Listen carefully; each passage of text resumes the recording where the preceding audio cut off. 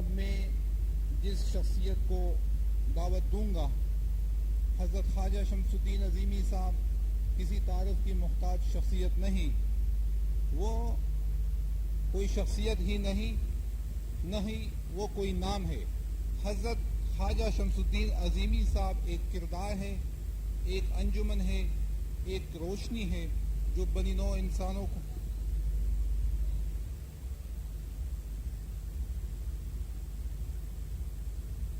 الرحمن الرحیم لو انزلنا هذا القرآن على جبل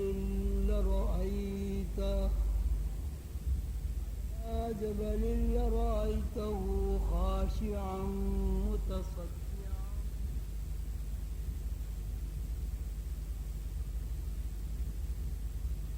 الأمثال نضربها للناس لعلهم يتفكرون الله الذي لا إله إلا هو عالم الغيب والشهادة هو الرحمن الرحيم هو الله الذي لا إله إلا هو الملك القدوس السلام المؤمن المهيمن العزيز الجبار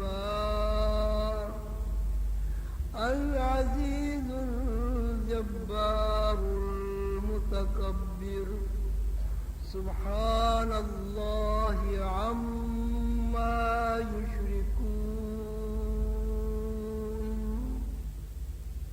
الله الخالق البارئ المصور له الأسماء الحسنى يسبح له ما في السماوات والأرض وهو العزيز الحكيم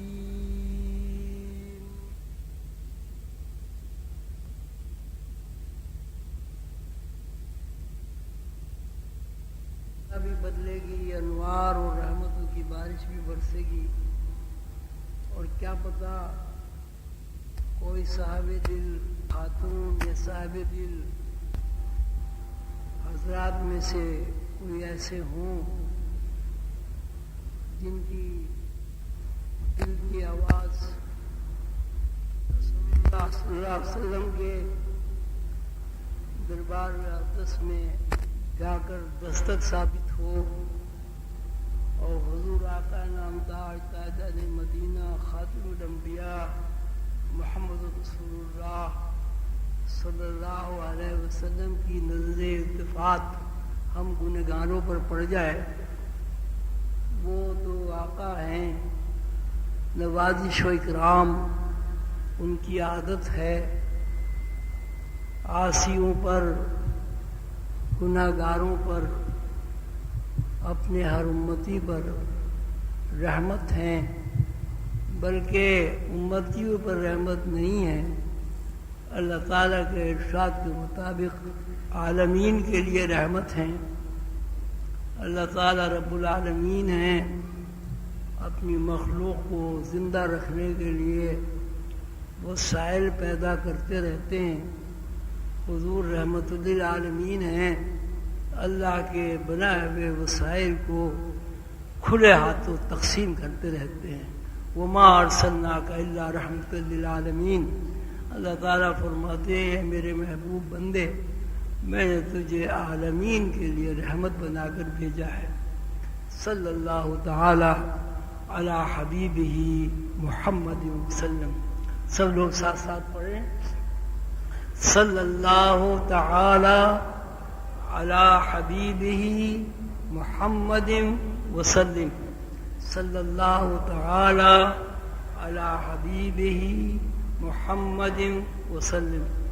صلی اللہ تعالی علی حبیبہ محمد وسلم۔ صلی اللہ تعالی علی حبیبہ محمد وسلم۔ صلی اللہ تعالی علی حبیبہ محمد وسلم صلی اللہ تعالی علی حبیبہ محمد وسلم صلی اللہ تعالی علی حبیبہ محمد وسلم صلی اللہ تعالی علی حبیبہ محمد وسلم صلی اللہ تعالی علی حبیبہ محمد وسلم صلی اللہ تعالی علی حبیبہ محمد وسلم صلی اللہ تعالی علی حبیبہ محمد وسلم. 11 دفعہ یا حی یا قیوم کا بھی ورد کر لیتے ہیں. حضور قلندر بابا اولیاء رحمۃ اللہ علیہ کے ارشاد عالی کے مطابق روحانی علوم کو پھیلانے کے لیے رسول اللہ صلی اللہ علیہ وسلم کے مشن کی ترویج میں، علم لدنی کی ترویج میں، آسمانی علوم کی ترویج میں جو سلاسل کام کر رہے ہیں ان کی تعداد تقریباً 200 ہے.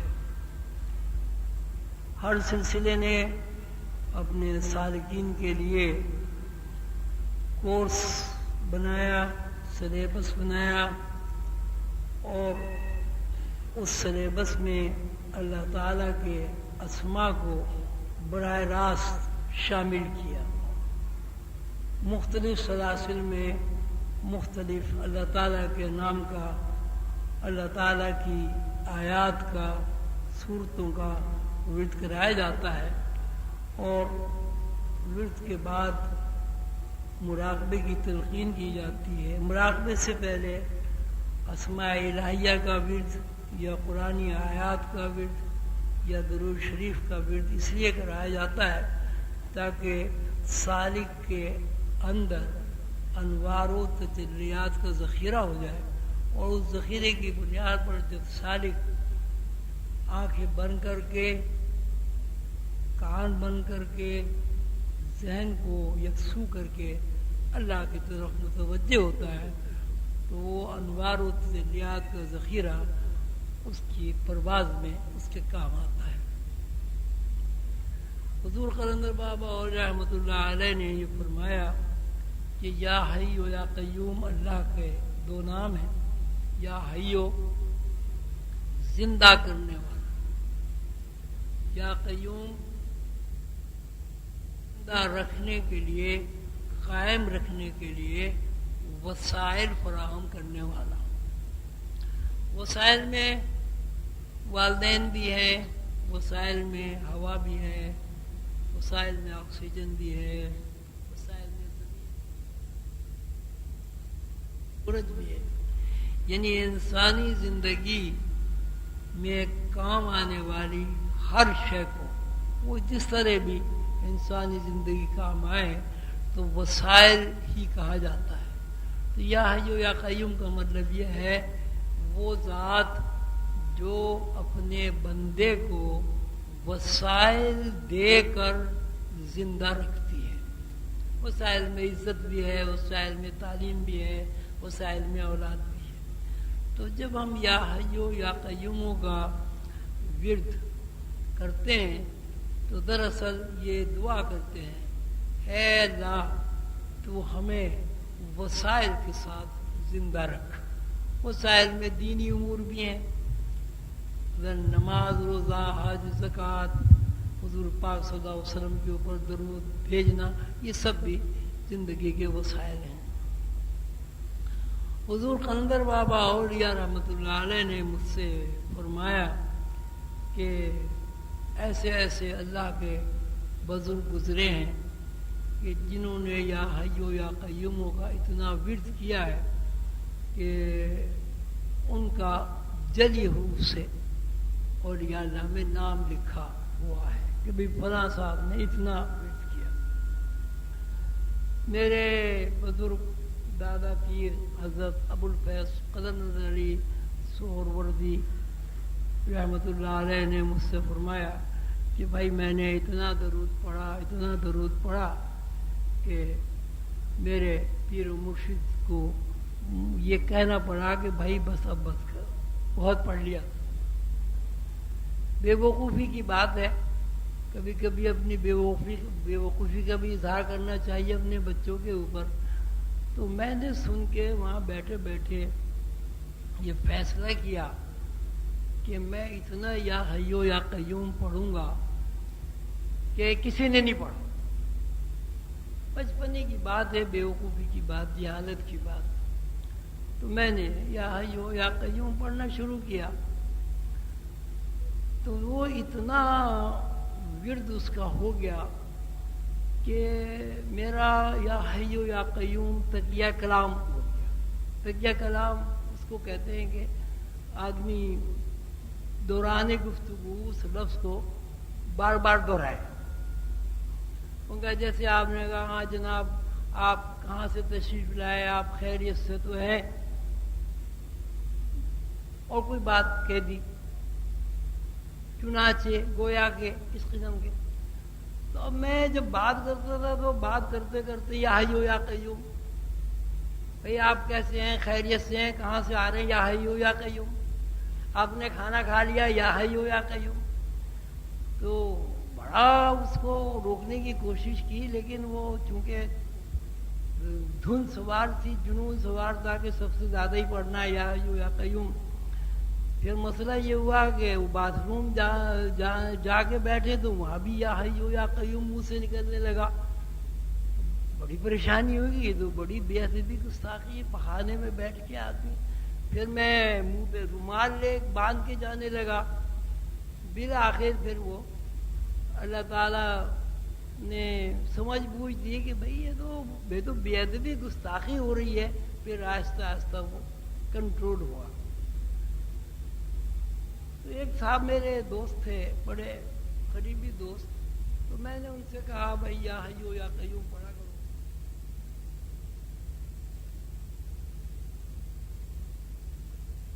کیا برکت ہے؟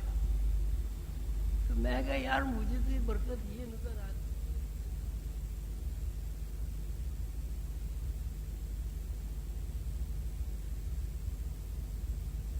اسے انصاری صاحب کہتے تھے، جب اس نے یا حیو یا قیوم پڑھا تو وہ خواجہ شمس الدین عظیمی بن گئی۔ تو یا حیو یا قیوم کی فضیلت تو یہ ہے کہ آدمی عظیمی بن جاتا ہے۔ تو اللہ تعالیٰ آپ سب کو توفیق دے۔ تو سلسلہ عالیہ عظیمی میں یا حیو یا قیوموں کا جو ورد ہے اتنا آسان ہے کہ نہ آپ کو وضو کرنے کی ضرورت ہے، نہ آپ کو یہ ضرورت ہے کہ آپ مصلی بچھائیں، نہ اس بات کی ضرورت ہے کہ آپ غسل کر کے روبان جلائیں، اگر بتیاں جلائیں۔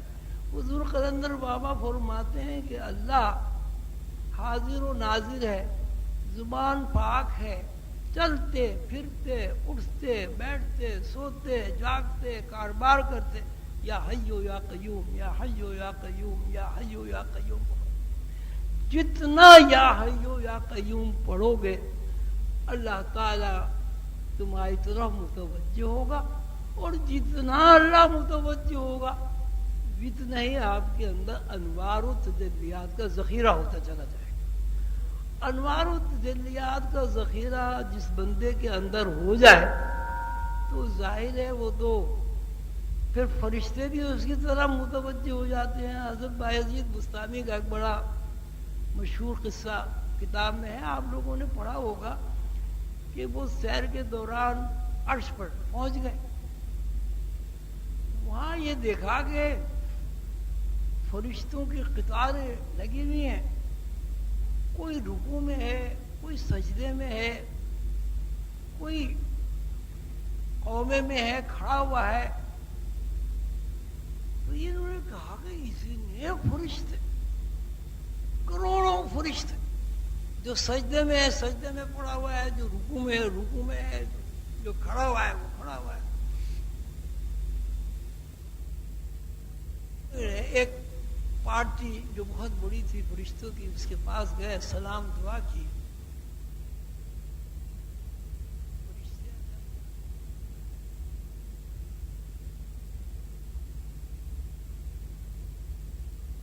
अल्लाह को देखा या तुम्हें अल्लाह नजर आ रहा है? तुम कहा नहीं, अल्लाह तो हमें नजर नहीं आ रहा, बस हम सजदा कर रहे हैं। तो भाई किसे सजदा कर रहे हो? तो फरिश्तों ने कहा कि भाई हमें आवाज आती है अल्लाह की कि मैं यहां हूं, बस जिधर से हमें आवाज आती है बस हम उसी तरफ अपना जहन लगा लेते। तो उन्होंने कहा भाई इस वक्त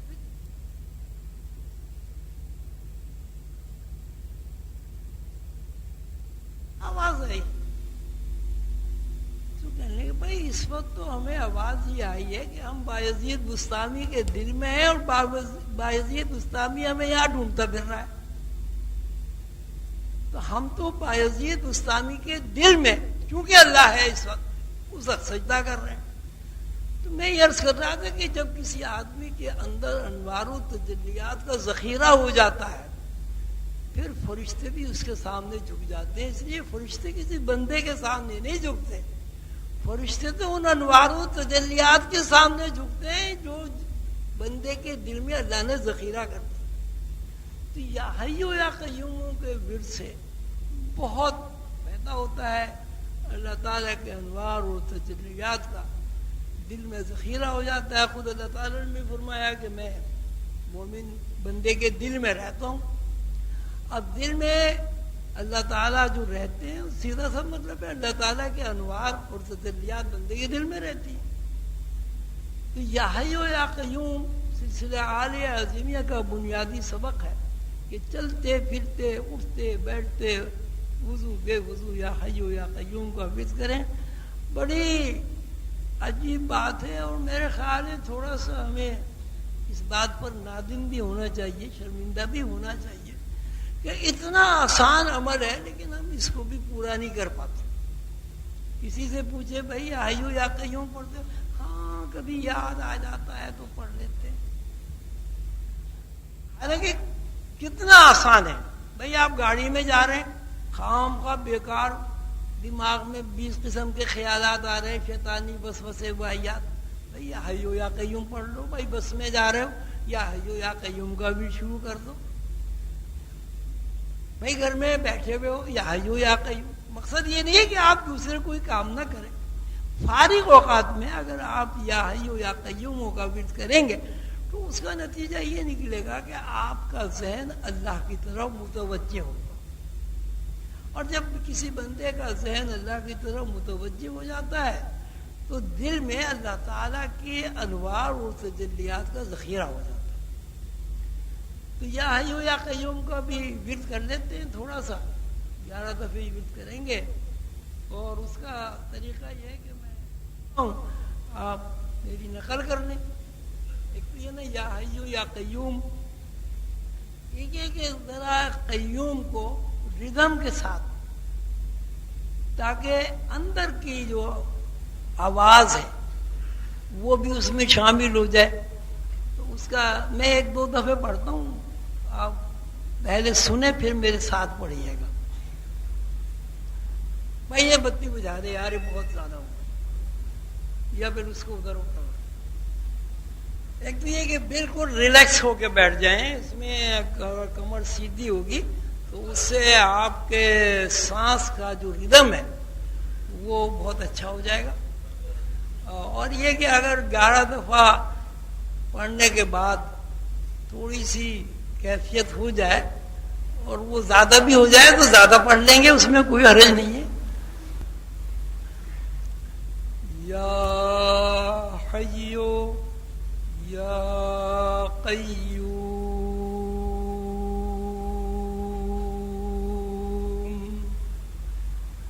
या हय्यो या कय्यूम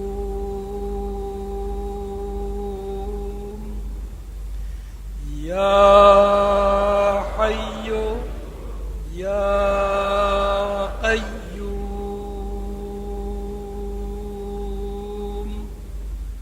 ये ऊम जो आप करते हैं ना, एक दफे में सुन लें। अच्छा अगर किसी साहब का सांस कम है तो कोई हर्ज नहीं, जहां सांस टूटे वहां रुक जाए, फिर इंतजार करें पढ़ने का। اگر کسی صاحب کا سانس زیادہ ہے تو وہ لمبا سانس نہ لے، ساتھ دیں، یہ کہ یکسانیت ہو پڑھنے میں، ایک طرح سے پڑھیں.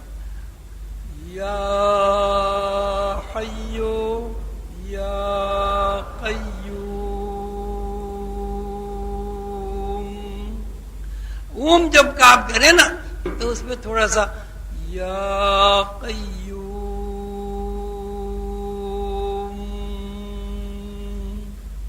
یہ جب ختم کرے نا قیوم.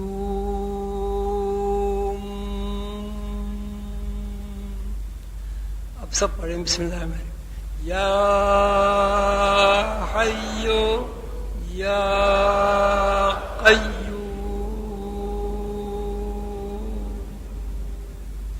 یا حیو یا قیوم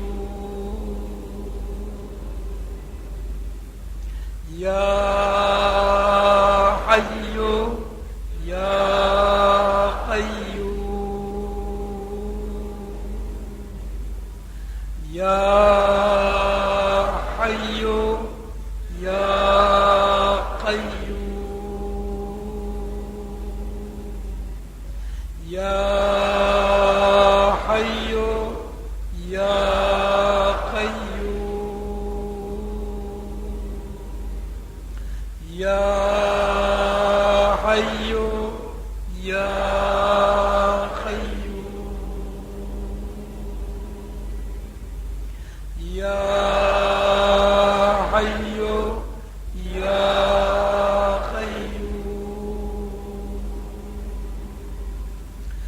یا حیو یا قیوم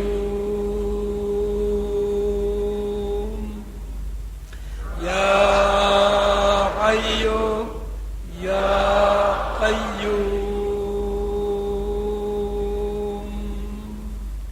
یا حیو یا قیوم یا حیو یا قیوم. بسم اللہ الرحمن الرحیم.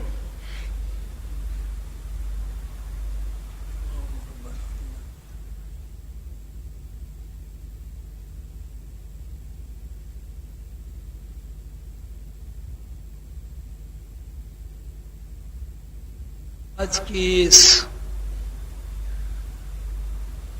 مجلس کا انعقاد اور آپ سب حضرات کو یہاں بلانے کا مقصد ایک تو یہ ہے کہ آپ لوگوں کا بھی دل چاہتا ہے کہ آپ مجھے دیکھیں، مجھے سنیں، جس طرح آپ کا دل چاہتا ہے کہ آپ مجھ سے ملیں، مجھ سے باتیں کریں، مجھ سے قریب ہو کر بیٹھیں. اسی طرح میرا بھی دل چاہتا ہے کہ میں اپنے بچوں سے، اپنے اولاد سے ملوں، ملاقات کروں، ان کی سنوں، اپنی سناؤں. اللہ تعالیٰ نے رسول اللہ صلی اللہ علیہ وسلم کی نسبت سے، حضور قلندر بابا اولیاء رحمۃ اللہ علیہ کے فیض سے یہ جو باغ لگا دیا ہے، کیونکہ میں مالی ہوں، اس باغ کی بہار دیکھوں. جب کوئی آدمی درخت لگاتا ہے اور وہ درخت پروان چڑھ جاتا ہے، پھر اس پر پھل بھی لگتا ہے، تو اس کی خوشی جو ہوتی ہے اس کا احساس اسی کو ہوتا ہے جو درخت لگاتا ہے اور اس کا پھل توڑتا ہے. الحمدللہ میں نے بھی اپنے مرشد کریم کی خوشنودی کے لیے ان کی حکم کی تعمیل میں ایک باغ لگایا، تن کے جمع کیے جس طرح بھی ممکن ہوا اس کی آبیاری کی، بلکہ یوں کہہ لیجئے کہ آبیاری میں خون پسینہ بھی شامل ہوا، شب و روز کی نیندیں بھی اس میں شامل ہوئیں، عزیز و اقربا کی باتیں بھی سنی، خاندان والوں کی نفرتوں کا بھی اظہار ہوا، اور سچی بات یہ ہے کہ اپنی اولاد کے لیے جو کچھ تعلیمی نقطہ نظر سے کرنا چاہیے تھا اس میں بھی کوتاہی ہوئی، لیکن بات یہ ہے کہ یہ سب کچھ اس لیے ضروری تھا کہ مرشد کریم حضور قلندر بابا اولیاء رحمۃ اللہ علیہ نے وصال سے چند گھنٹے پہلے مجھے بلا کے میرے پیشانی پر ہاتھ پھیرتے رہے اور یہ فرمایا کہ خواجہ صاحب سلسلہ آپ کو چلانا ہے۔ تو میں نے اپنے دل میں سوچا کہ یہ اتنی بڑی بات مرشد نے فرما دی ہے کہ سلسلہ آپ کو چلانا ہے، نہ میرے اندر سکت ہے، نہ میرے اندر علم ہے، نہ کوئی میں جسمانی میری صحت پہلوانوں جیسی ہے، نہ میری توند ہے، نہ میری گردن ہے، اتنی بڑی میرا تصور تھا پیروں کا کہ بھائی توند بھی ہونی چاہیے، اتنی بڑی گردن بھی ہونی چاہیے، نہ میں نے کبھی پگڑی باندھی، اور سب سے بڑی بات یہ کہ علمی اعتبار سے بالکل کوڑا ہوں۔ بہرحال اب یہ فرما رہے تو انہوں نے فرمایا کہ جب اللہ چاہتا ہے سب ہو جاتا ہے۔ ظاہر ہے اب اس کے بعد تو کوئی بات کرنے کی گنجائش ہی نہیں تھی۔ پھر فرمایا کہ مشن چلانے والے لوگ دیوانے ہوتے ہیں، تو میں سوچ میں پڑ گیا کہ یہ دیوانگی کا کیا مطلب ہے؟ جب آدمی پاگل ہو گیا، مجنون ہو گیا، تو وہ مشن کیا چلائے گا؟ وہ تو باولا ہی ہو گیا۔ پھر ہم نے دماغ پہ سوچ ڈالا کہ دیوانگی کا کیا مطلب ہے؟ تو میری سمجھ میں یہ بات آئی، دیوانگی کا مطلب میرے خیال میں حضور کا منشا یہ ہے جو یہ فرما رہے ہیں کہ جب مشن زیر بحث ہو، یہ سامنے ہو، پھر وہاں عقل الشعور استعمال نہیں کرنا، عقل نہیں استعمال کرنا۔ اس کا مطلب یہ نہیں ہے کہ مشن چلانے والے واقعی باولے ہوتے ہیں، باولے ہوں تو مشن ہی نہ چلائے، ان کی بات کون سنے گا؟ جیسے ہی میری یہ بات ذہن میں آئی تو حضور قلندر بابا نے فرمایا آپ میری بات سمجھ گئے؟ میں کہا جی حضور میں سمجھ گیا۔ کہنے لگے پھر اللہ حافظ آپ جائیں۔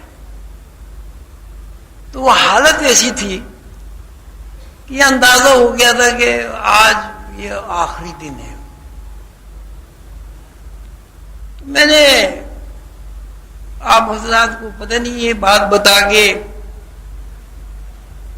صحیح بھی ہوگی نہیں بتانا، لیکن بہرحال میں بتا دیتا ہوں۔ حضرت عیسیٰ علیہ السلام نے مجھے براہ راست 1 ہفتے تک اپنے اسباق میں رکھا۔ ان سے میں نے پوچھا حضور یہ آپ یہ مردے زندہ کر دیتے تھے اور چڑیا میں پھونک مار کے اڑ گئی، اور کیا ہو گیا، اس کا کیا فارمولہ ہے؟ وہ فارمولہ انہوں نے مجھے بتا دیا، وہ میرے ذہن میں تھا۔ تو میں حضور قلندر بابا اولیاء رحمۃ اللہ علیہ کے پاس سے اٹھا اور دوسرے کمرے میں جا بیٹھا، تو وہ کچھ ایسی صورت تھی کہ جو وہ تخت جس پہ وہ آرام فرما رہے تھے یا نظر کے عالم میں تھے، وہ تخت جو ہے وہ دیوار سے لگا ہوا تھا. تو میں یہ سوچنے لگا یہ کس طرح ممکن ہو کہ یہ تخت ذرا دیوار سے دور ہو جائے اور مجھے ایسا موقع مل جائے کہ میں 7 چکر لگا دوں تاکہ یہ زندہ ہو جائے. اسے ایک فارمولہ کہتے ہیں. تو اب یہ ممکن نہیں تھا کہ میں کسی سے یہ کہتا بھائی ذرا تخت ادھر کو گھسیٹ دو. تو انہوں نے مجھے بلایا اور بلا کے کہنے کہ میں نے آپ سے کہا آپ گھر جائیں. میں کہا اچھا حضور. تو میں جا کے وہاں ان کی بیٹی کا گھر تھا سرما کا، وہاں بیٹھ گیا. تو پھر انہوں نے امت جی کو بلایا اور انہوں نے کہا کہ اس سے کہو کہ جائے. کیوں نہیں جاتا؟ خیر اب ہم بھائی اپنا روتے دھوتے چلے آئے، اب تو کوئی گنجائش ہی نہیں تھی. اب میں بیٹھ گیا، بڑی بے چینی، بڑی پریشانی کہ اللہ میاں کیا کروں، کس طرح کروں. اور میرے پیر و مرشد چلے جائیں گے تو کیا بنے گا اور کس طرح ہوگا. اللہ تعالیٰ سے دعا مانگتا رہا بیٹھا. پھر میں نے سوچا کہ تصرف کرنا چاہیے. گستاخی بھی بے ادبی تھی کہ پیر و مرشد کے لیے آدمی تصرف کرے. بہرحال میں اسی 605 میں کوئی میں مغرب کے وقت وہاں سے آیا تھا حیدری سے. رات کے 1:30 بجے ان کے صاحبزادے شمشاد بھائی تشریف لائے. وہ کہا ابا کا انتقال ہو گیا. اب جو بھی گزری ہوگی وہ تو اس کا تو کوئی کہنے کی بات ہی نہیں ہے. تو یہ بات کہ مجھے جاتے ہوئے وہ یہ فرما گئے کہ مشن چلانے والے لوگ دیوانے ہوتے ہیں.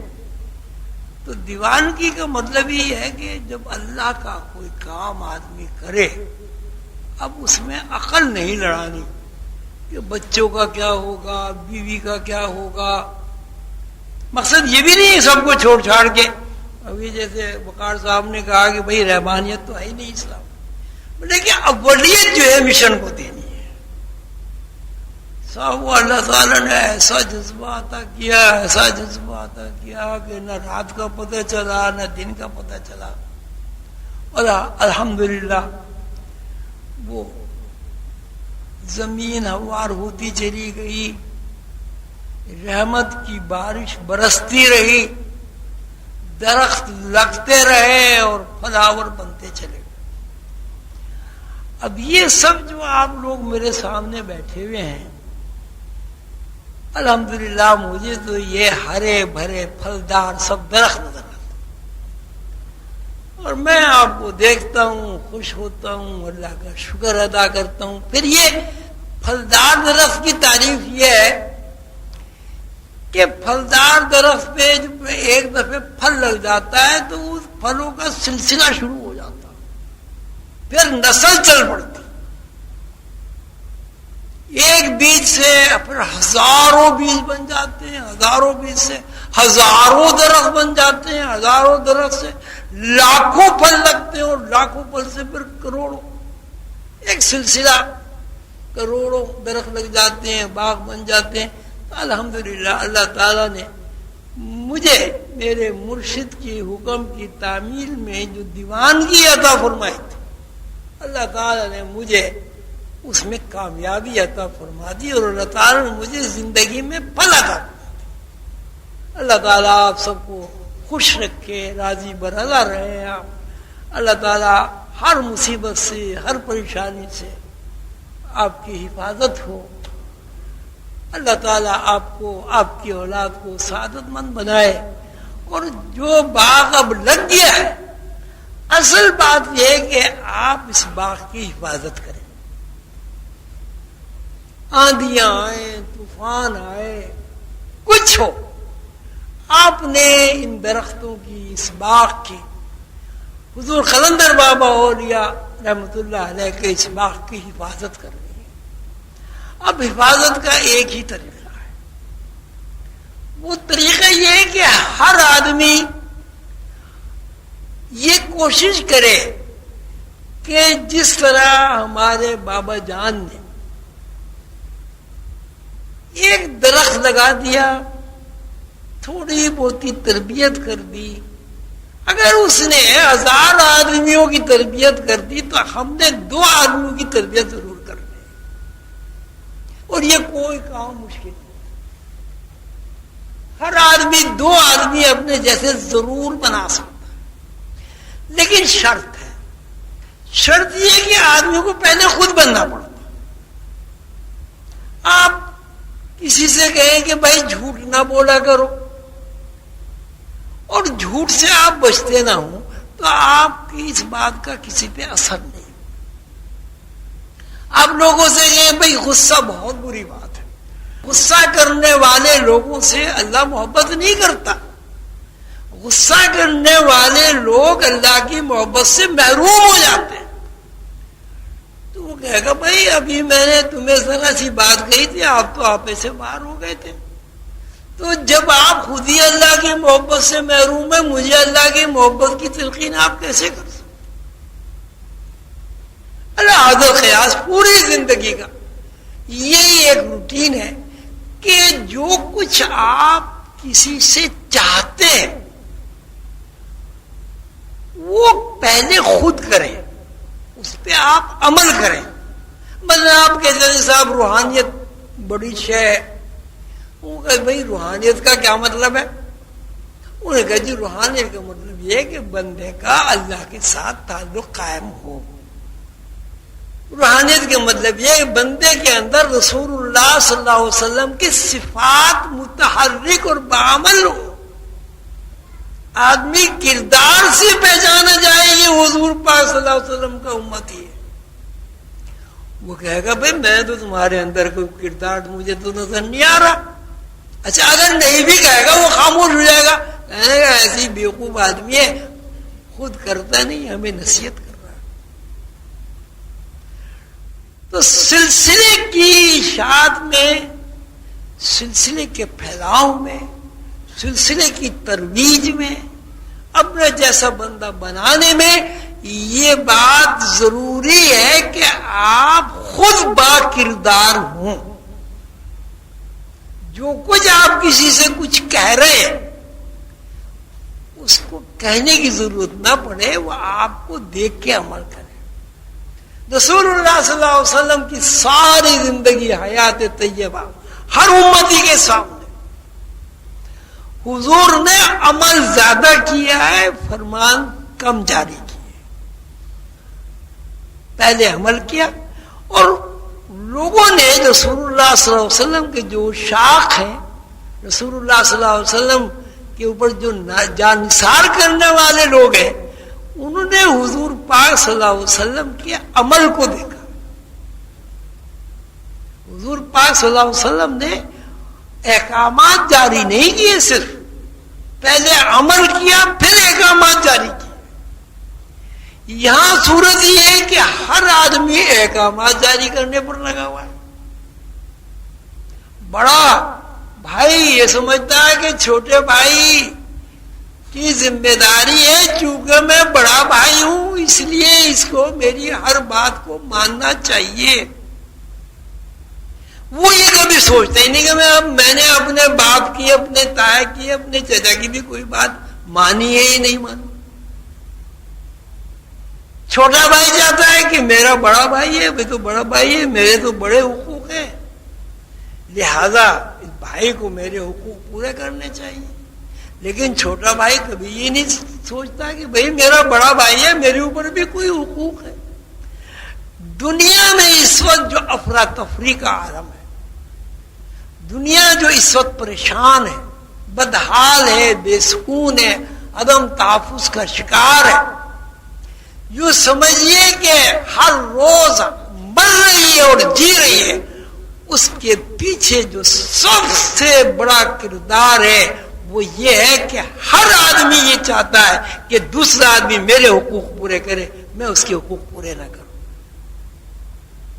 آپ دیکھ لیں، بیوی یہ چاہتی ہے شوہر میرا ہے، میری ملکیت ہے، پیسے شوہر نے دیے میرے مہر کے، وہ لیکن شوہر بیوی کی ملکیت ہے، وہ لہذا جو میں چاہوں وہ شوہر کو کرنا چاہیے۔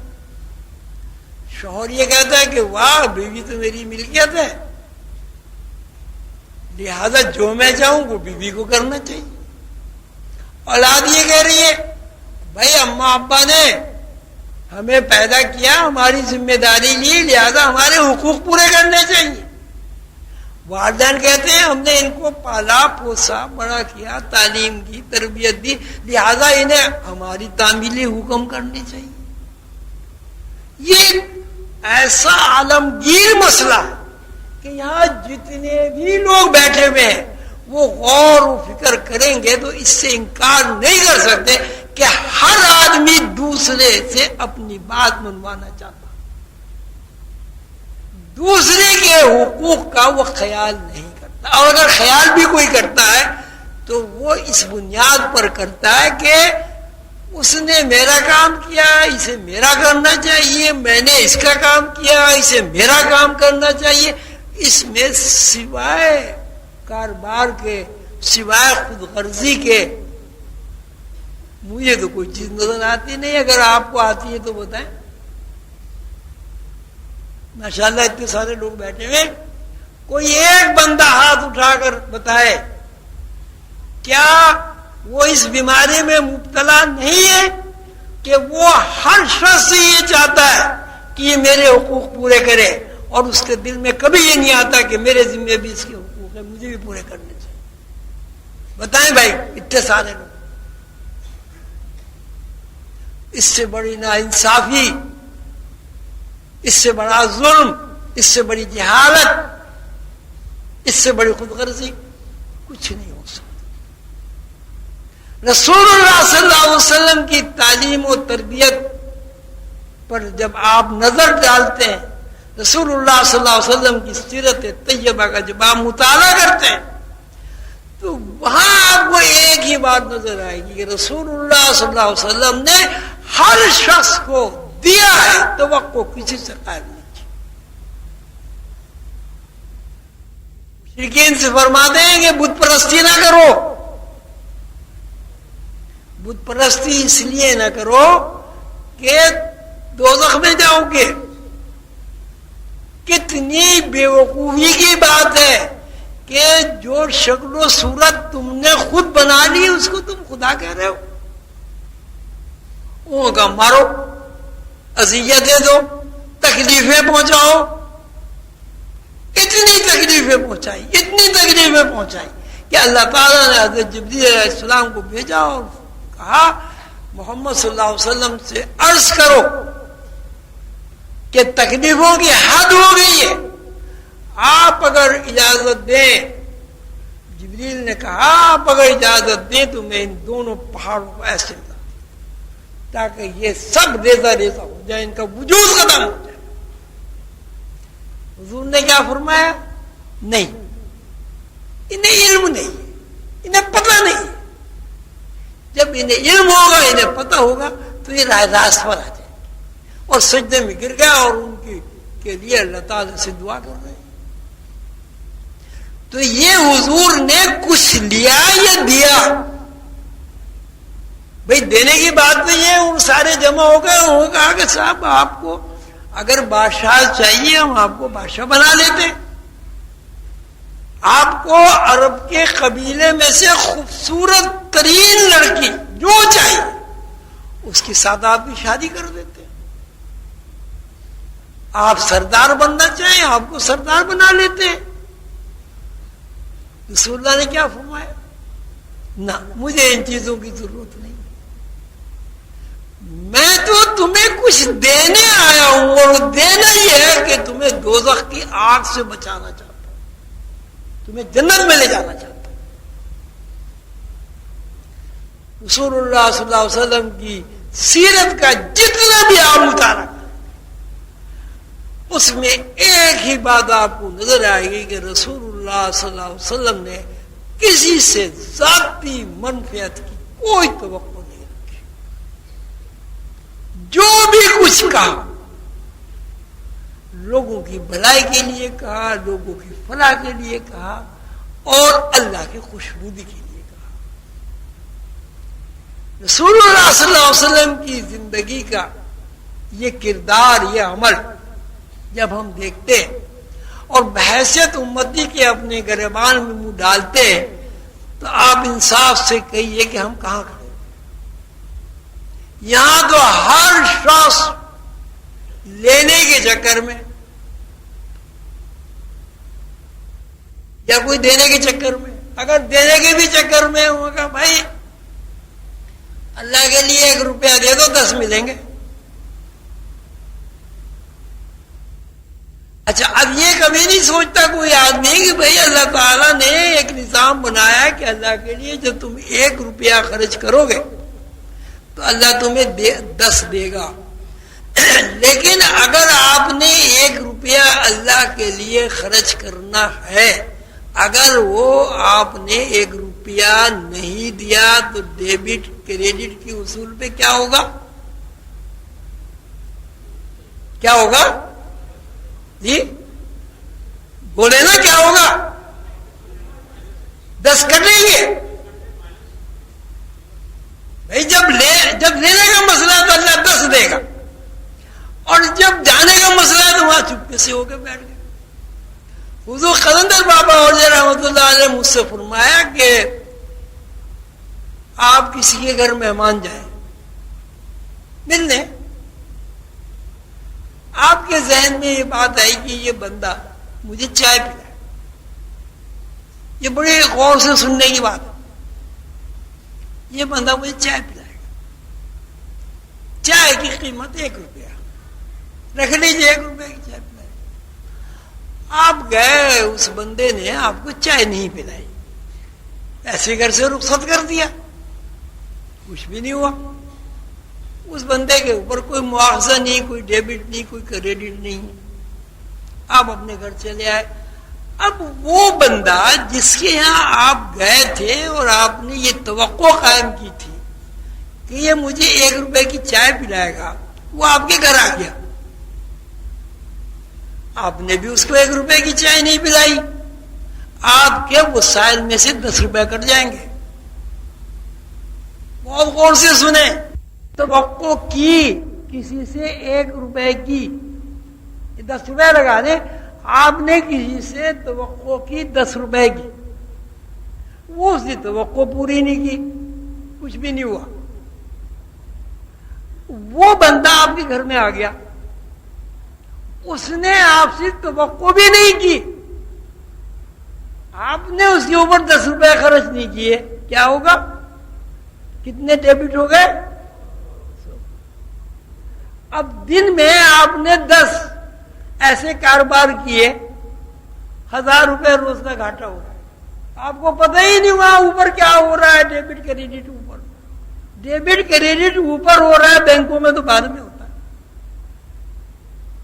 تو کسی سے توقع قائم کرنے کا کیا مطلب ہوا؟ کیا مطلب ہوا؟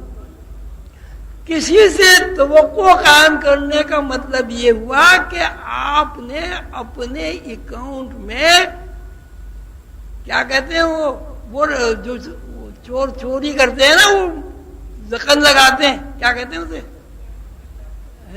چور دیوار میں لگا نقب. آپ نے نقب لگا رہے. آپ نے مجھ سے یہ توقع کی بھائی ہم جا رہے ہیں عظیمی صاحب کے پاس، عظیمی صاحب ہم سے ہنس کے بات کریں گے. عظیمی صاحب نے آپ کو ڈانٹ ڈپٹ کر دی. ہر وقت چلے آتے ہیں، وہ وقت نہیں دیکھتے. اب کچھ بھی نہیں ہوا. اب عظیمی صاحب آپ کے گھر گئے، آپ نے کہا عظیمی صاحب بھی تو ہم سے ڈانٹ ڈپٹ کے بات کی، لیا ہم بھی روکھے منہ سے بات کریں گے. تو آپ اگر اس جو خوشی آپ مجھ سے حاصل کرنا چاہ رہے تھے، اس کی قیمت اگر آپ 100 روپے لگائیں گے، تو جب آپ مجھ سے ہنس کر نہیں بولے تو آپ کی 1000 خوشیاں غم میں تبدیل ہو جائیں گی. توقع قائم کرنا بہت آسان ہے، اس کا نقصان بہت ہے. اب آپ غور فرمائیں، کون سا گھر ایسا ہے کہ جس میں ٹی وی نہیں ہے، وی سی آر نہیں ہے، گاڑی نہیں ہے، اے سی نہیں ہے، کھانے پینے کو نہیں ہے. اب ہمارے زمانے میں ہمارے انڈا آیا کرتا تھا 1 پیسے کا.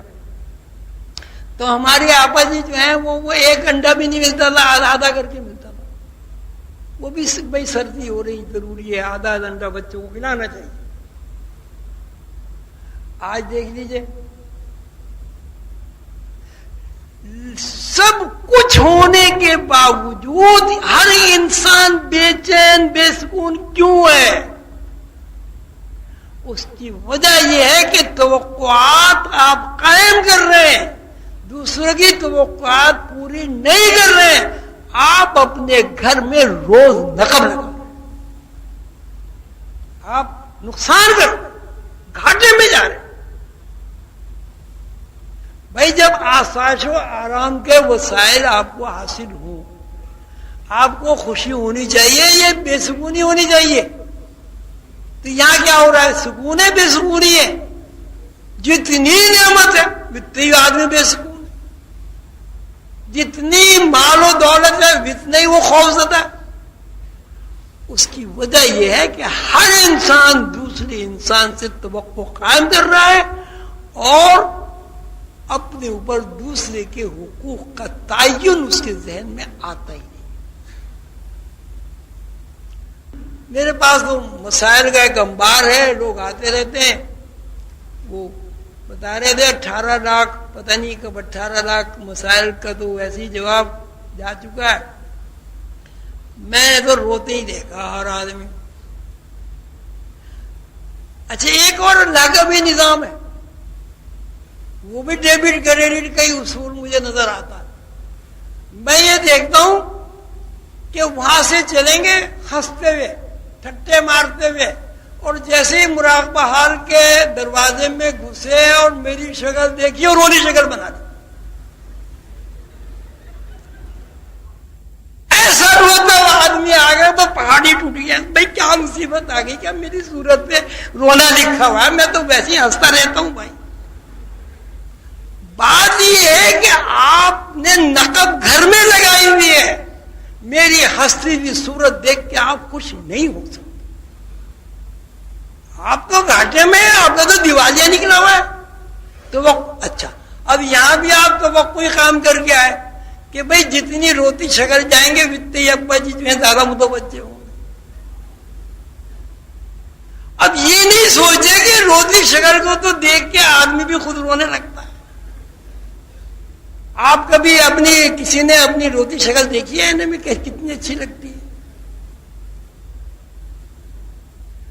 تو یہ رونا اور یہ بے سکونی، اس کی وجہ یہ ہے کہ آپ نے، میں نے اور تمام نوع انسانی نے اپنی زندگی کا یہ وتیرہ بنا لیا کہ بس ہمیں توقع قائم کرنی ہے. اللہ سے بھی توقع قائم کرنی ہے. آپ بتائیں اللہ سے کتنی توقعات قائم کرتے ہیں ہر آدمی؟ لاکھوں تو کر ہی لیتا ہوگا زندگی میں. بھائی کر لیتے نہیں؟ وہ کرنی بھی چاہیے. اللہ نے خود بھی کہا میرے سے ادعونی استجب لکم، میرے سے توقعات قائم کرو میں پورا کروں گا. میرے مجھ سے درخواست کرو میں پورا کروں، وعدہ کیا تھا. لیکن سوال یہ ہے کہ اللہ کے بھی تو کچھ حقوق ہیں. اگر آپ نے اللہ سے 1 لاکھ توقعات قائم کیے ہیں ایک مہینے میں، ایمانداری سے بتاؤ کہ اللہ کا شکر کتنی دفعہ کیا ہے؟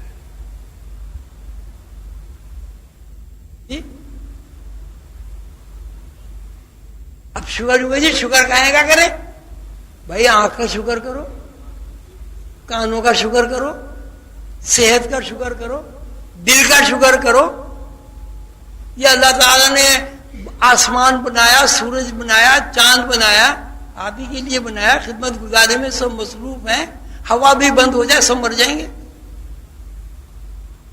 نہیں، ایمانداری سے بتاؤ اگر ایک مہینے میں 1 لاکھ خواہشات یا 1 لاکھ توقعات اللہ سے آپ نے وابستہ کی، جبکہ اللہ تعالیٰ آپ کی خواہشات کے بغیر، توقع قائم کیے بغیر بھی آپ کی خواہشات پوری کر رہا ہے، آپ یہ بتائیں کہ اللہ کا شکر کتنی دفعہ کیا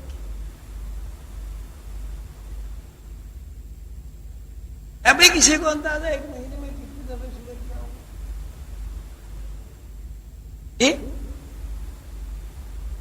10 دفعہ بھی نہیں کیا. جتنی اللہ کی نعمتیں میسر ہیں اللہ میاں اندھا کر دے, بہرا کر دے, ہارٹ اٹیک ہو جائے, حلق بند ہو جائے, پانی نہ جائے اندر. یہ ساری نعمتیں ہیں اللہ کی, اور یہ ساری نعمتیں آپ کی توقع اور خواہش کے مطابق ہیں. بتائیں کون آدمی یہ چاہتا ہے میں اندھا ہوں؟ ہر آدمی کی خواہش ہے میری آنکھیں رہیں. کون چاہتا ہے میں بہرا ہو جاؤں؟ کون چاہتا ہے میرا حلق بند ہو جائے, اس میں پانی نہ جائے؟ کون چاہتا ہے کہ میں مر جاؤں؟ کون چاہتا ہے کہ میں جب سوں تو جب مر جاؤں بس اٹھوں نہیں؟ اللہ تعالیٰ روز مارتا ہے. اللہ تعالیٰ فرماتے ہیں میں تو تمہیں روز موت کے حوالے کر دیتا ہوں, صبح کو پھر زندہ کر دیتا ہوں. کیا مطلب ہوا کہ روز موت آپ کو اچک لیتی ہے, چھین لیتی ہے. اللہ تعالیٰ اس موت سے نکال کر آپ کو صبح کو پھر زندہ کر دیتا ہے. وہ اللہ جو روزانہ آپ کو موت سے رستگاری دلا رہا ہے, آپ نے اس اللہ کا کتنا شکر ادا کیا.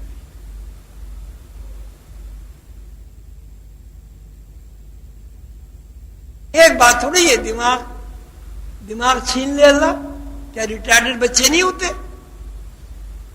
ہم کیا کر سکتے بھائی؟ ہمیں بیٹھے بیٹھے میرا دماغ الٹ جائے, میں کیا کر سکتا؟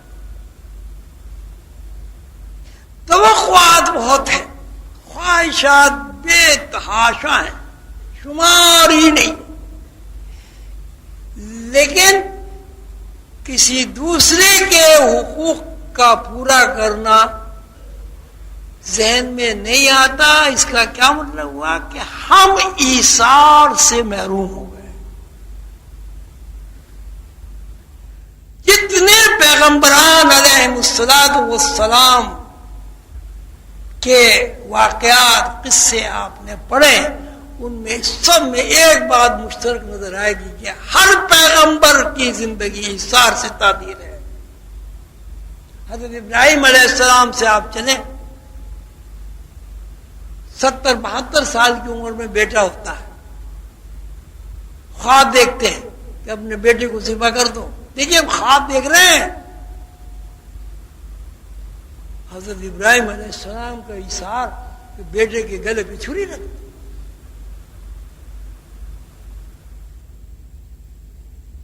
دینا قیما ملت ابراہیم حنیفا وما کان من المشرکین. رسول اللہ صلی اللہ علیہ وسلم فرماتے ہیں کہ میں اس دین حنیف پر قائم ہوں جو میرے باپ ابراہیم کا دین ہے.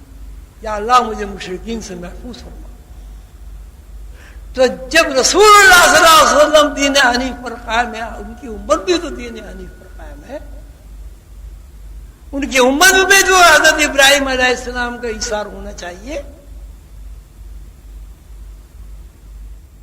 اور ایثار کب ہوگا؟ جب آدمی اپنی ذات کو, اپنی خواہشات کو, دوسرے آدمی کی ذات کو, اس کی خواہشات کو سامنے رکھ کے فیصلہ کرے. یہی حال حقوق العباد کا حال. ظاہر ہے انسانوں کے حقوق بھی ہیں, اولاد کے حقوق بھی ہیں, رسول اللہ صلی اللہ علیہ وسلم کے حقوق بھی ہیں, اللہ کے حقوق بھی ہیں. اور آپ کسی سلسلے میں اگر داخل ہو گئے, اس معاہدے کے ساتھ داخل ہو گئے کہ ہم آپسی میں سلسلے میں داخل ہو گئے, کیا مطلب ہوا اس کا؟ کیوں داخل ہو؟ سیدھی سی بات ہے, آپ نے اس بات کا عہد کیا ہے کہ رسول اللہ صلی اللہ علیہ وسلم نے جس اخلاق کو پسند فرمایا ہم اس اخلاق پر عمل کریں گے. رسول اللہ صلی اللہ علیہ وسلم نے جس ایثار کو پسند فرمایا ہم وہ ایثار کریں گے. رسول اللہ صلی اللہ علیہ وسلم نے جس طرح اللہ تعالیٰ کا عرفان حاصل کیا ہم بھی اس عرفان کے لیے جد و جہد اور کوشش کریں گے. رسول اللہ صلی اللہ علیہ وسلم نے مہمانوں کی جس طرح تواضع کی ہم بھی اسی طرح مہمان کی تواضع کریں گے. سخی ہوں گے, بخیل نہیں ہوں گے. اس کا لب لباب یہ نکلا، اگر نو انسانی کو سکون درکار ہے، اگر نو انسانی حوادثات زمانہ کا لقمہ نہیں بننا چاہتی، اگر نو انسانی سسک سسک کر مرنا نہیں چاہتی، تو سب سے پہلے ہر انسان کو یہ سوچنا ہوگا کہ میں نے دوسروں کے لیے کیا کرنا ہے، میں نے دوسروں کے لیے کیا کرنا ہے، میں نے دوسروں کے لیے کیا کرنا ہے۔ انسان حیوان میں کیا فرق ہے؟ گائے بھی وہ کھانا کھاتی ہے، گائے کی بھی آنکھ ہے، گائے کے بھی کان ہے، اس کا بھی دماغ ہے جتنی اس کو ضرورت ہے۔ کیا فرق ہے انسان اور حیوان میں؟ گائے ایک ایسا فرد ہے کہ اپنی ذات کے علاوہ اس کی سوچ باہر نہیں جاتی، وہ اپنی ذات کے گرد گرد پیدا ہوتی ہے، زندہ رہتی، مر جاتی ہے۔ انسان گائے سے، حیوانات سے اس لیے ممتاز ہے کہ انسان اپنے لیے نہیں سوچتا، سوچتا یہ تو دوسروں کے لیے سوچتا ہے، اس لیے کہ انسان کے اندر اللہ کی صفات کام کرتی۔ اللہ تعالیٰ اپنے لیے سوچتے ہیں، لا تاخذہ سنۃ ولا نوم، کہ اللہ کو تو اونگ بھی نہیں آتی، نیند بھی نہیں آتی، بھوک بھی نہیں لگتی، پیاس بھی نہیں لگتی، بچے بھی نہیں ہیں، شادی بھی نہیں کرتے۔ پھر یہ جو اتنا بڑا اللہ تعالیٰ نے نظام بنایا ہوا ہے، اس کا کیا مطلب ہوا؟ اس کا مطلب یہ ہوا کہ اللہ کی سنت ہی ہے کہ اللہ دوسروں کے لیے ہی سوچتا، اپنے لیے سوچتا ہی۔ اور جب اللہ کی یہ سنت ہے تو رسول اللہ صلی اللہ علیہ وسلم کی بھی یہ سنت ہے کہ رسول اللہ صلی اللہ علیہ وسلم بھی اپنی امت کے لیے، مسلمانوں کے لیے، مومنین کے لیے اور پوری نو انسانی کے لیے سوچتے ہیں۔ یہی وجہ ہے کہ اللہ تعالیٰ نے رسول اللہ صلی اللہ علیہ وسلم کے لیے فرمایا وَمَا أَرْسَلْنَاكَ إِلَّا رَحْمَةً لِلْعَالَمِينَ، کہ ہم نے تمہیں پورے عالمین کے لیے، اس زمین کے لیے نہیں، ایسی کروڑوں اربوں خربوں زمین کے لیے عالمین بنا کر بھیجا، رحمت بنا کر بھیجا۔ تو سلسلہ عالیہ عظیمیہ کے جتنے بھی افراد ہیں، خواتین ہیں، مرد حضرات ہیں، بچے ہیں، بچیاں ہیں، لڑکے ہیں، لڑکیاں ہیں، سب کی یہ ذمہ داری ہے کہ رسول اللہ صلی اللہ علیہ وسلم کی سیرت طیبہ کا بار بار مطالعہ کریں اور حضور پاک صلی اللہ علیہ وسلم کی سیرت کو اپنی زندگی میں داخل کریں، توقعات قائم ہی نہ کریں، دوسروں کی خدمت کا جذبہ اپنے اندر پیدا کریں۔ اللہ تعالیٰ دیکھتا ہے جب آپ دوسروں کی خدمت کا جذبہ جو آپ کے اندر ہے اس پر عمل ہوگا تو کیا ہوگا؟ آپ حساب کتاب کے آدمی کیا ہوگا؟ 10% بڑھتا چلا، 10 گنا بڑھتا چلا، صحت بھی 10 گنا بڑھے گی، حکمرانی بھی 10 گنا بڑھے گی، پیسہ بھی 10 گنا بڑھے گا، اولاد کی سعادت بھی 10 گنا بڑھے گی، میاں بیوی میں محبت بھی 10 گنا ہوگی۔ اور اگر یہ نہیں ہوگا پھر جو حال سب کا ہے ہمارا تو اس سے بھی خراب حال ہے۔ اس لیے ایک آدمی ہوتا ہے جسے پتہ نہیں ہوتا، ایک آدمی ہوتا ہے جسے پتہ ہوتا ہے، جس کو پتہ ہوتا ہے اس کی ذمہ داریاں زیادہ ہوتی ہیں اور اس کی سزا بھی زیادہ ہوتی ہے۔ اللہ تعالیٰ آپ سب کو راضی برضا رکھے، آپ کو صحت و تندرستی عطا فرمائے، اللہ تعالیٰ ہماری اولاد کو سعادت مند بنائے، ہمیں رسول اللہ صلی اللہ علیہ وسلم کی سیرت طیبہ پر عمل کرنے کی توفیق عطا فرمائے۔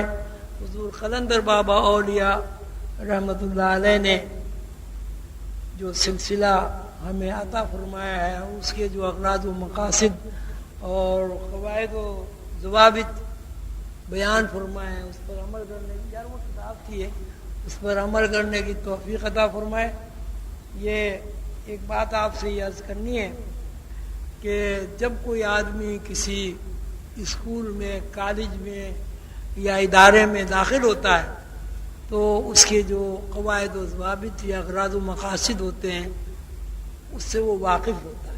مثلا آپ کسی ادارے میں اگر ملازمت کر رہے ہیں تو آپ کو پتہ ہے کہ آپ کی کتنی ترقی ہوگی، کتنی چھٹیاں ہوں گی، کس وقت آنا ہے، کس وقت جانا ہے، کس طرح بات کرنی ہے۔ تو سلسلہ عالیہ عظیم یہ بھی ایک ادارہ ہے، یہ اللہ تعالیٰ کا ادارہ ہے، اس کے بھی قواعد و ضوابط ہیں، اغراض و مقاصد ہیں۔ تو اس میں یہ ہے کہ ہر عظیمی بہن کو، بھائی کو اس بات کی کوشش کرنی چاہیے کہ سلسلہ عالیہ عظیمیہ کے جو قواعد و ضوابط اور اغراض و مقاصد ہیں ان کو بار بار پڑھیں، ان پر عمل کرنے کی کوشش و جد و جہد کریں، اس سے بھی بہت سارے مسائل حل ہو جائیں گے۔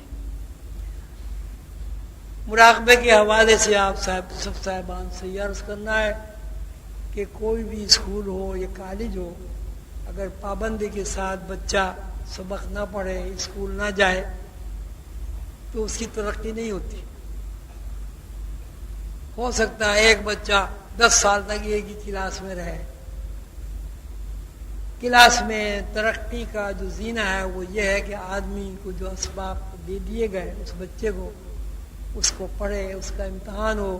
ہمارے یہاں صورتحال یہ ہے کہ 10 سال 20 سال ہو گئے، جو لوگوں کو سبق دے دیا وہ کوئی پڑھتا ہے، کوئی نہیں پڑھتا، کوئی ترقی نہیں ہے۔ کبھی آپ لوگوں نے یہ بھی نہیں سوچا کہ بھئی ہمیں 10 سال ہو گئے، 10 سال میں ہم پہلے ہی کلاس میں پڑھے ہوئے ہیں، آخر کیا وجہ ہے، ہماری ترقی کیوں نہیں ہوئی؟ اور اس کی وجہ یہی ہے کہ لوگ مراقبے کی پابندی نہیں کرتے۔ ہر چیز کی پابندی ہے کہ جی مراقبہ ناغہ ہو جاتا ہے۔ مجھ سے آگے میری بیٹیاں بہنیں بتاتی ہیں تو میں کہا بھائی کھانے کا تو کبھی ناغہ نہیں ہوتا، 10 منٹ اللہ کے لیے جو ہے اس میں ناغہ پہ ناغہ ہوئے چلے جا رہے ہیں۔ کیا ہوا کہ جی تھک گئے تھے، اچھا بھائی تھک گئے تھے تو بچوں کو روٹی بھی نہ پکا کے دیتی، بھوکے سلا دیتی، خود بھی بھوکی سو جاتی یا بھوکے سو جاتے۔ تو یہ جو سلسلے کے معاملات میں لوگوں سے سستی اور کاہلی ہوتی ہے، یہ آپ یقین کریں یہ آپ کی اپنی اختلفی بھی ہے، امام سلسلہ حضور قلندر بابا اولیاء کے بھی حق تلفی ہے، رسول اللہ صلی اللہ علیہ وسلم کی بھی حق تلفی ہے، اور اللہ کی بھی حق تلفی ہے۔ کوئی بندہ جو سلسلہ عالیہ عظیمیہ میں داخل ہو گیا اور وہ سلسلے کے اسباق نہیں پڑھتا تو اس کا کیا مطلب یہ نہیں ہے کہ اس نے سلسلے کی حق تلفی کی؟ کیوں بھائی زور سے کہو یار۔ اچھا جب حق تلفی ہوئی اور پھر وہ 10 گنا کا پھر حساب کتاب آ گیا تو کیا ہوگا بھائی؟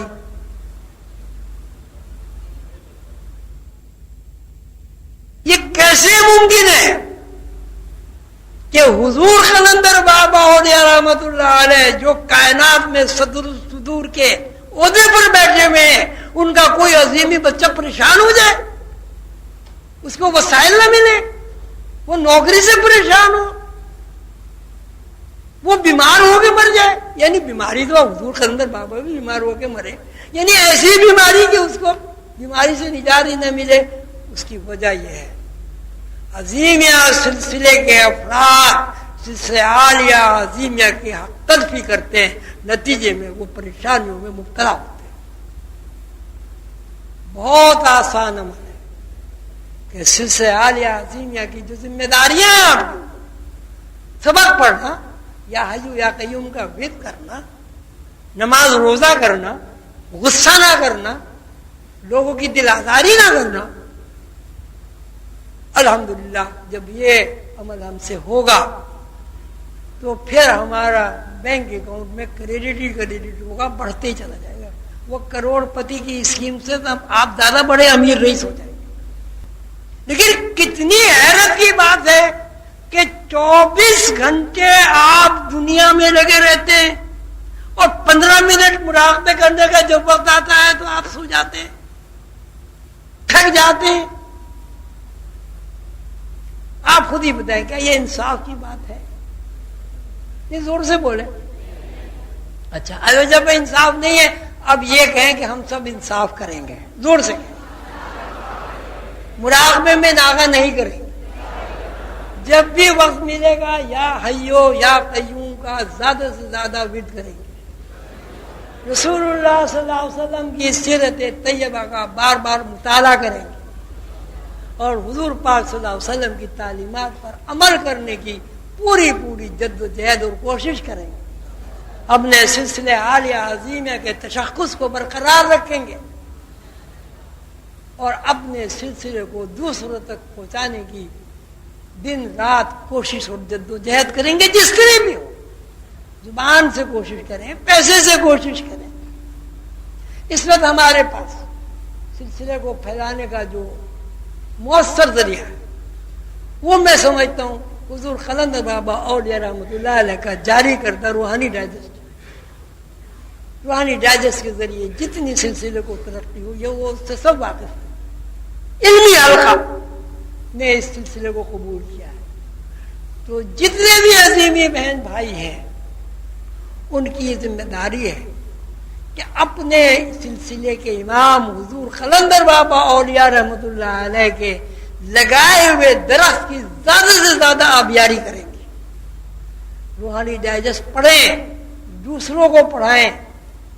استطاعت ہو تو پیسے خرچ کر کے پڑھوائیں، استطاعت نہ ہو تو اپنا رسالہ دوسروں کو دے کے پڑھوائیں.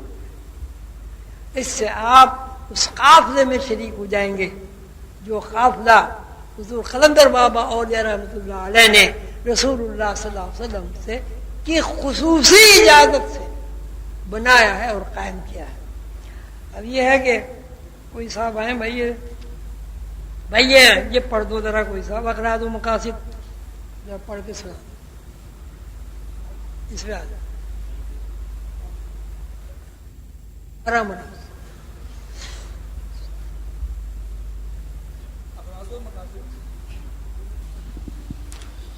اغراض و مقاصد.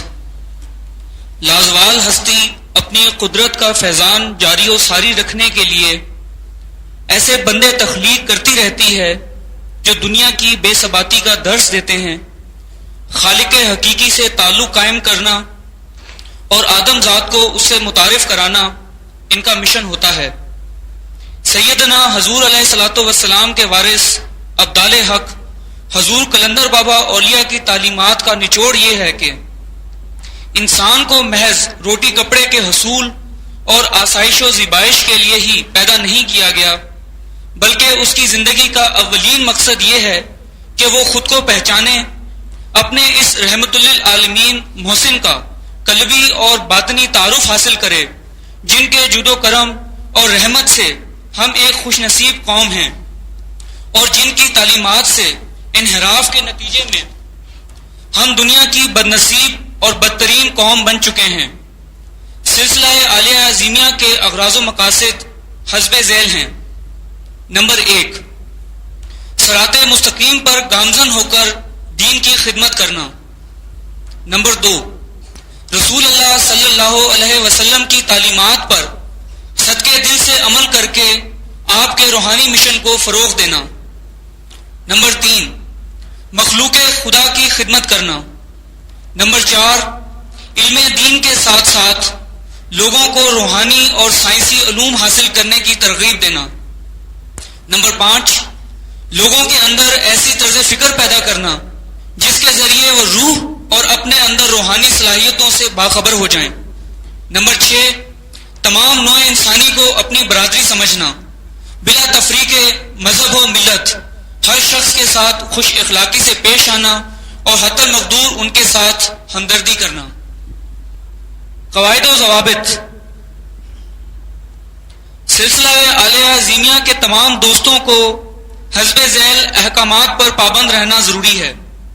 نمبر 1، ہر حال اور ہر کال میں اپنا روحانی تشخص برقرار رکھیں. نمبر 2، چھوٹے اور بڑے کا امتیاز کیے بغیر سلام میں پہل کریں۔ نمبر 3، اللہ کی مخلوق کو دوست رکھیں۔ نمبر 4، سلسلے میں رہ کر آپس میں اختلاف سے گریز کریں۔ نمبر 5، شیخ کی ہر بات پر بلا چونو چنا عمل کریں۔ نمبر 6، کسی بھی سلسلے کے مقابلے میں اپنے سلسلے کو برتر ثابت نہ کریں، اس لیے کہ تمام راستے اللہ تک پہنچنے کا ذریعہ ہیں۔ نمبر 7، سلسلہ میں جو شخص گن پھیلانے یا منافقت کا سبب بنے اسے سلسلہ سے خارج کر دینا چاہیے۔ نمبر 8، ذکر و فکر کی جو تعلیم اور ہدایات دی جائیں ان پر پابندی سے عمل کریں، مراقبہ میں کوتاہی نہ کریں۔ نمبر 9، قرآن پاک کی تلاوت کریں، معنی اور مفہوم پر غور کریں۔ نمبر 10، صلاۃ میں اللہ تعالیٰ کے ساتھ ربط قائم کریں۔ نمبر 11، کسی دوسرے سلسلے کے طالب علم یا سالک کو سلسلہ اعلی عظیمیہ میں طالب کی حیثیت سے قبول کیا جا سکتا ہے۔ نمبر 12، جو شخص پہلے سے کسی سلسلے میں بیعت ہو اسے سلسلہ اعلی عظیمیہ میں بیعت نہ کریں، یہ قانون ہے کہ ایک شخص 2 جگہ بیعت نہیں ہو سکتا۔ نمبر 13، سلسلہ اعلی عظیمیہ سے بیعت حاصل کرنے کے بعد نہ تو بیعت توڑی جا سکتی ہے اور نہ ہی کوئی فرد اپنی مرضی سے فرار حاصل کر سکتا ہے، اس لیے بیعت کرنے میں جلد بازی کا مظاہرہ نہ کریں۔ جو شخص سلسلہ میں داخل ہونا چاہتا ہے اس سے کہا جائے کہ پہلے خوب اچھی طرح دیکھ بھال کر لی جائے کہ ہم اس لائق ہیں بھی یا نہیں۔ نمبر 14، سلسلہ عظیمیہ کے ذمہ دار حضرات پر لازم ہے کہ وہ کسی کو اپنا مرید نہ کہیں۔ دوست کے لقب سے یاد کریں۔ نمبر 15، سلسلہ کا کوئی صاحب مجاز مجلس میں گدی نشی ہو کر نہ بیٹھے، نشست و برخاست عوام کی طرح ہو۔ نمبر 16، نوع انسانی میں مرد، عورتیں، بچے، بوڑھے سب آپس میں آدم کے ناطے خالق کائنات کے تخلیقی راز و نیاز ہیں، آپس میں بھائی بہن ہیں، نہ کوئی بڑا ہے نہ چھوٹا۔ بڑائی صرف اس کو زیب دیتی ہے جو اپنے اندر ٹھاٹھے مارتے ہوئے اللہ کے صفات کے سمندر کا عرفان رکھتا ہو، جس کے اندر اللہ کے اوصاف کا عکس نمایاں ہو، جو اللہ کی مخلوق کے کام آئے، کسی کو اس کی ذات سے تکلیف نہ پہنچے۔ نمبر 17، شک کو دل میں جگہ نہ دیں، جس فرد کے دل میں شک جا گزی ہو وہ عارف کبھی نہیں ہو سکتا، اس لیے کہ شک شیطان کا سب سے بڑا ہتھیار ہے، جس کے ذریعے وہ آدم ذات کو اپنی روح سے دور کر دیتا ہے۔ روحانی قدروں سے دوری آدم کے اوپر علم و آگاہی اور عرفان کے دروازے بند کر دیتی ہے۔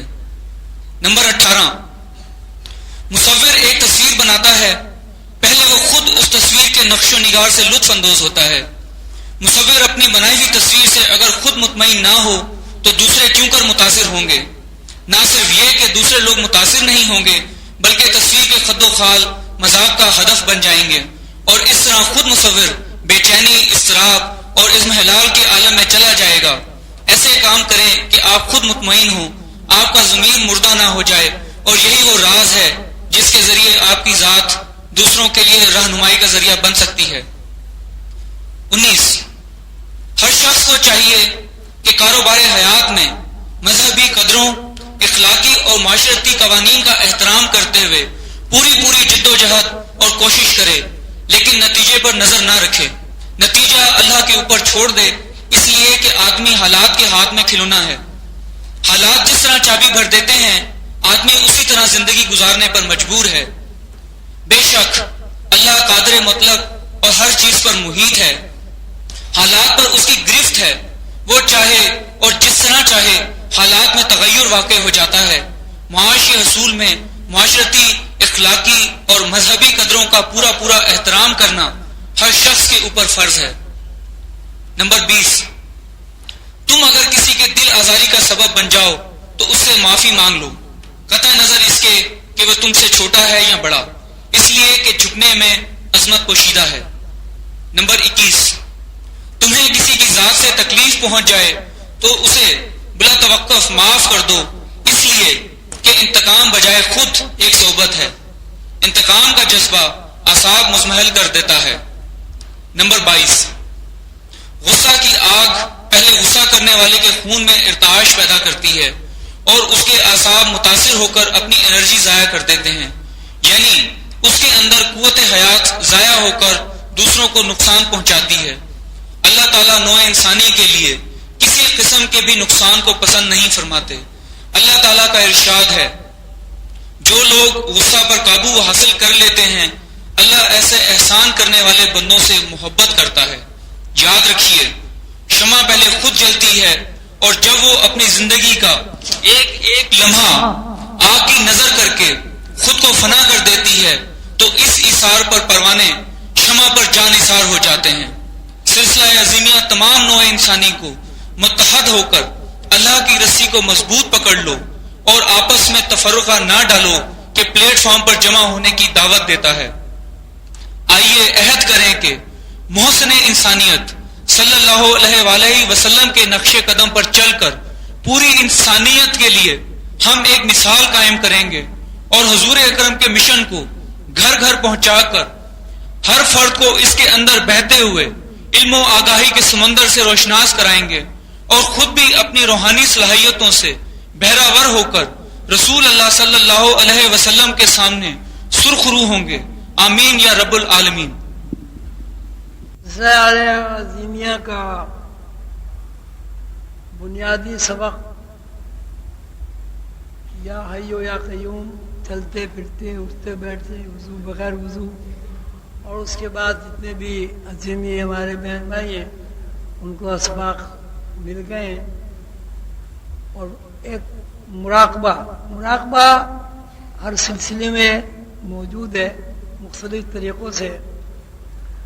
مراقبہ ظاہر ہے ایسا ایک عمل ہے کہ جس میں تفکر زیر بحث آتا ہے، کھوج تلاش، اندر داخل ہو کر کسی چیز کو ڈھونڈنا، اس کو مراقبہ کہتے ہیں۔ مثلا اگر قرآن پاک میں کوئی آدمی تفکر کرتا ہے، وہ اللہ کی کسی آیت میں گہرائی میں جا کر اس کی حکمت تلاش کر لیتا ہے تو اس عمل کو بھی مراقبے کے علاوہ دوسرا نام نہیں دے سکتا۔ مراقبے کا مطلب ہے کھوج لگانا، چھپی ہوئی چیز کو ڈھونڈ کر نکال لانا۔ اور یہ زندگی میں ہر آدمی، جیسے اب آپ پی ایچ ڈی کریں تو پی ایچ ڈی کا بھی نام مراقبے کے علاوہ آپ کچھ بھی اس لیے نہیں رہ سکتے جب تک پی ایچ ڈی میں ذہنی ارتکاز نہیں ہوتا تو آدمی پی ایچ ڈی نہیں کر سکتا۔ تو مختصر یہ ہے کہ مراقبے کا مطلب ہے ڈھونڈنا۔ روحانی اصطلاح میں مراقبہ وہ عمل ہے جس کے بارے میں کہا جاتا ہے کہ انسان اپنے اندر داخل ہو کر مادیت سے آزاد ہو کر تھوڑی دیر کے لیے اپنی روح کو تلاش کر لے۔ روح کو تلاش کرنے کا اصطلاحی نام مراقبہ ہے۔ 11 دفعے آپ سب صاحبان درود شریف پڑھیں، اپنے آہستہ آہستہ، اور 11 دفعے یا حیو یا قیوم پڑھیں۔ اس کے بعد ایک 10 منٹ کے لیے مراقبہ کریں گے۔ مراقبے میں کیونکہ اجتماعی محفل ہے، اس میں مختلف سلاسل کے لوگ بھی موجود ہوں گے، ایسے لوگ بھی موجود ہیں جو ابھی تک کسی سلسلے میں بیعت نہیں ہوئے۔ تو یہ ہے کہ آج ہم مراقبہ رسول اللہ صلی اللہ علیہ وسلم کے گنبد خضرا کا مراقبہ کریں گے۔ تصور یہ کرنا ہوگا کہ حضور پاک صلی اللہ علیہ وسلم جو صاحبان عمرے اور حج کی سعادت حاصل کر چکے ہیں، مسجد نبی کی زیارت انہیں نصیب ہو چکی ہے، وہ تو یہ تصور کریں کہ مسجد نبی میں بیٹھے ہوئے ہیں اور حضور پاک صلی اللہ علیہ وسلم کے روضہ مبارک ان کے سامنے ہے۔ اور جو لوگ ابھی تک اللہ تعالیٰ انہیں سعادت عطا فرمائے ابھی تک وہاں نہیں گئے، وہ حضور کے روزے کا تصور کریں۔ 11 دفعے درود شریف، 11 دفعے یا حیو یا قیوم پڑھ کے حضور پاک صلی اللہ علیہ وسلم کے روزہ اقدس کا تصور کرنا ہے۔ بسم اللہ الرحمن الرحیم۔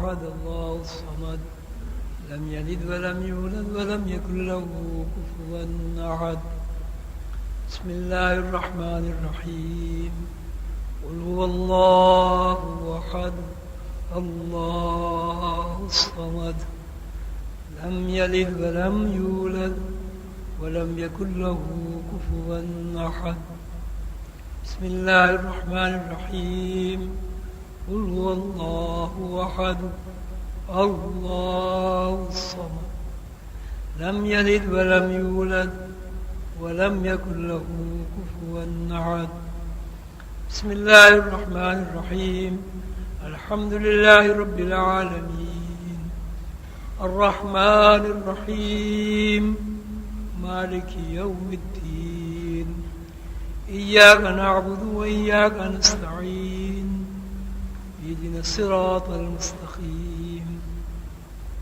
صراط الذين أنعمت عليهم غير المغضوب عليهم ولا الضالين بسم الله الرحمن الرحيم إن الله وملائكته يصلون على النبي يا أيها الذين آمنوا صلوا عليه وسلموا تسليما اللهم صل على محمد وعلى آل محمد كما صليت على إبراهيم وعلى آل إبراهيم إنك حميد مجيد اللهم بارك على محمد وعلى آل محمد كما باركت على إبراهيم وعلى آل إبراهيم إنك حميد مجيد سبحان ربك رب العزة عما يصفون وسلام على المرسلين والحمد لله رب العالمين یا اللہ جو کچھ ہم نے پڑھا ہے اس کا ثواب آقا نامدار تاجدار مدینہ خاتم الانبیاء محمد رسول اللہ صلی اللہ علیہ وسلم کی خدمت اقدس میں پیش ہو کر صحابہ کرام رضوان اللہ تعالی عنہم اجمعین خلفاء راشدین ائمہ مجتہدین اہل بیت خلفاء راشدین تمام اولیاء کرام خصوصاً حضرت نانا تاج الدین ناگپور رحمۃ اللہ علیہ حضور قلندر بابا رحمۃ اللہ علیہ اس کا ثواب پہنچے یا اللہ ان تمام برگزیدہ ہستیوں کے تو خیر ہمارے اوپر رحم فرما ہمارے اوپر کرم فرما ہماری خطاؤں کو معاف فرما چھوٹے بڑے گناہوں سے ہمیں محفوظ فرما یا اللہ ہمیں اپنے حبیب محمد رسول اللہ صلی اللہ علیہ وسلم کی محبت عطا فرما یا اللہ ہمیں اپنی ذات کا عرفان نصیب فرما یا اللہ ہماری روحانی صلاحیتوں کو بیدار فرما یا اللہ ہمیں روحانی علوم سیکھنے کا شوق عطا فرما یا اللہ ہمیں اپنے عرفان نصیب فرما یا اللہ ہماری روحانی صلاحیتوں کو بیدار فرما یا اللہ جو کچھ ہم نے سنا ہے اس پر عمل کرنے کی توفیق عطا فرما یا اللہ رسول اللہ صلی اللہ علیہ وسلم کے نقش قدم پر چلنے کی توفیق عطا فرما یا اللہ اس مجلس میں جتنے بھی لوگ شریک ہوئے ہیں ان کی شرکت کو قبول فرما یا اللہ جو بے روزگار ہیں انہیں روزگار عطا فرما یا اللہ جن لوگوں کو آپ نے اپنی رحمت سے کاروبار عطا فرمایا یا اللہ ان کے کاروبار میں برکت عطا فرما یا اللہ ہمارے بچوں کو سعید بنا یا اللہ جو بچے اسکول میں تعلیم حاصل کر رہے ہیں انہیں پڑھنے کا شوق عطا فرما انہیں اعلیٰ نمبروں سے کامیابی عطا فرما یا اللہ جن بچوں کی ابھی شادیاں نہیں ہیں اور ان میں کچھ رکاوٹیں ہیں یا اللہ ان رکاوٹوں کو دور فرما یا اللہ ہمیں اپنے والدین کی خدمت کرنے کی توفیق عطا فرما یا اللہ ہمارے بزرگ ہمارے والدین جو اس دنیا میں نہیں ہیں ان کی مغفرت فرما اللہم ربنا ظلمنا انفسنا وإن لم تغفر لنا وترحمنا لنكونن من الخاسرين رب اجعلني مقيم الصلاة ومن ذريتي ربنا وتقبل دعاء. ربنا اغفر لي ولوالدي وللمؤمنين يوم يقوم الحساب. واعف عنا واغفر لنا وارحمنا أنت مولانا فانصرنا على القوم الكافرين. اللهم ربنا آتنا في الدنيا حسنة وفي الآخرة حسنة وقنا عذاب النار. وصلى الله تعالى على خير خلقه محمد وآله وأصحابه أجمعين برحمتك يا أرحم الراحمين. آپ سب حضرات تشریف لائے. آپ نے بڑے ذوق و شوق کے ساتھ میری باتیں سنی. دعا فرمائیے کہ اللہ تعالیٰ مجھے اور آپ کو ان تمام باتوں پر عمل کرنے کی توفیق عطا فرمائے. آپ سب حضرات کی تشریف آوری کا بہت بہت شکریہ. خدا حافظ.